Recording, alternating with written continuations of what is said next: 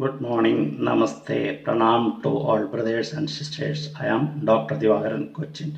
My subject is medical science and astrology. I am going to speak about the cough, fever and cold. സാധാരണ കേസിൽ മഞ്ഞുകാലവും മഴക്കാലവും ഒക്കെ വരുമ്പോൾ കുട്ടികൾ തൊട്ട് പ്രായമായ ആളുകൾക്ക് വരെ ഉണ്ടാകുന്ന ഒരു അസുഖമാണ് ജലദോഷം അഥവാ കോൾഡ്. ജലദോഷത്തെ തുടർന്ന് വൈറൽ ഫീവറൊക്കെ ആയിട്ട് വരിക, അപ്പോൾ പനി ഉണ്ടാകാനായിട്ട് ഇടവരിക, സന്ധികൾക്ക് വേദന അനുഭവപ്പെടുവാനായിട്ട് ഇടയുണ്ടാകുക, ചുമ വിട്ടുമാറാത്ത ചുമ ഉണ്ടാകുവാനായിട്ട് ഇടവരിക. ഈ ചിലർ ഭയങ്കരമായിട്ട് സ്മോക്കിംഗ് ഒക്കെ ചെയ്യുന്നതായ ആളുകൾക്ക് അതുപോലെ തന്നെ ബ്രീത്തിങ് ട്രബിള് ഉണ്ടാകുവാനും കോൾഡും ചുമയ്ക്ക് കാരണമായിത്തീരുന്നു. Astrologically Jupiter rules the phlegm of human body, although moon has also dominate over it. ചന്ദ്രൻ ബലഹീനനായിട്ട് പാപയോഗം ചെയ്തെല്ലാം വരികയാണെങ്കിൽ ജലദോഷ കാമില പീനസാധി രമണീകൃത. ചന്ദ്രനും വ്യാഴവും ജാതകത്തിൽ മോശമായിട്ട് നിൽക്കുക, ഗോചരവശാൽ മോശമായിട്ട് വരിക. ഗോചരവശാൽ വരുന്നതായ സന്ദർഭങ്ങളിലും വ്യക്തിക്ക് രോഗമുണ്ടാകും. കാലാവസ്ഥയിലുണ്ടാകുന്ന വ്യതിയാനവും രോഗത്തിന് കാരണമാണ്.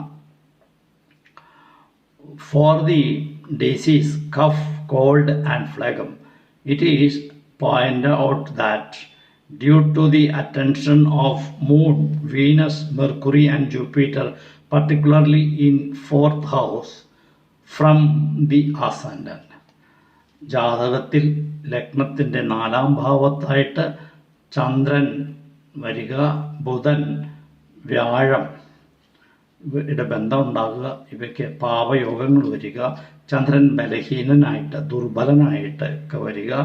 ആ സമയത്ത് ഇവർക്ക് ഇമ്മ്യൂണിറ്റി പവർ കുറയുവാനായിട്ട് ഇടവരും. രോഗപ്രതിരോധ ശക്തി കുറയുവാനും തൽഫലമായിട്ട്, അത് പ്രത്യേകിച്ച് മഞ്ഞുകാലത്തും മഴക്കാലത്തുമാണ് ഇത് കൂടുതലായിട്ട് അനുഭവപ്പെടുക. ഈ സമയത്ത് ഈ കോൾഡിൻ്റെയും കഫിൻ്റെയും പനിയുടെയും എല്ലാം വൈറസുകൾ അന്തരീക്ഷത്തിൽ ധാരാളമായിട്ട് വ്യാപിക്കുവാനായിട്ട് ഇടവരും. അവയുടെ വളർച്ചയും ഈ മഞ്ഞുകാലത്തും മഴക്കാലത്തും ധാരാളമായിട്ട് ഉണ്ടാകും. From Aries natal zodiac 4th house, there is every possibility of suffering from cough, cold and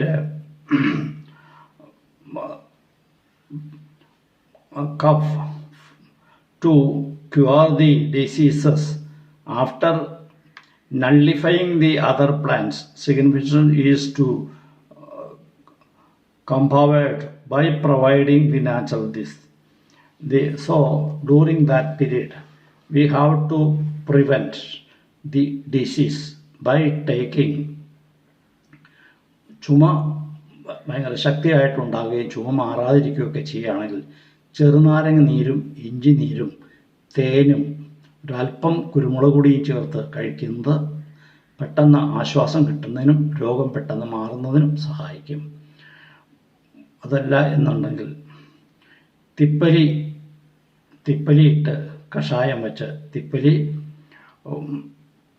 മുയൽ ചിവൻ, പൂവാങ്കുരുന്നൽ, തുളസിയില ഇവയിട്ട് വെള്ളം തിളപ്പിക്കുക, അല്പം ചക്കര ചേർത്ത് 2-3 പ്രാവശ്യം കുടിക്കുകയൊക്കെ ചെയ്താൽ ഈ പനിയും ഈ ജലദോഷവും ഈ ചുമയും എല്ലാം പെട്ടെന്ന് മാറിക്കിട്ടുവാനായിട്ട് ഇടവരും.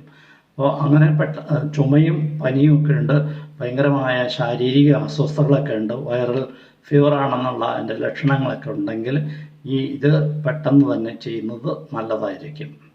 ആടലോടകത്തിൻ്റെ ഇലയെടുത്ത് അതിൻ്റെ നീര് പിഴിഞ്ഞ് അല്പം തേനും ചേർത്ത് കഴിച്ചാലും ചുമ പെട്ടെന്ന് ആശ്വാസം കിട്ടുവാനായിട്ട് ഇടയുണ്ട്.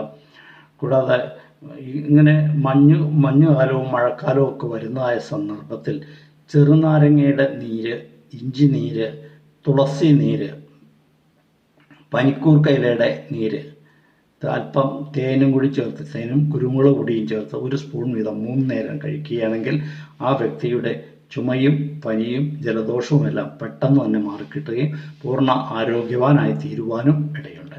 Thank you very much. If you like my subject, please subscribe it and the bell button. So John, I'll come tomorrow with other subject.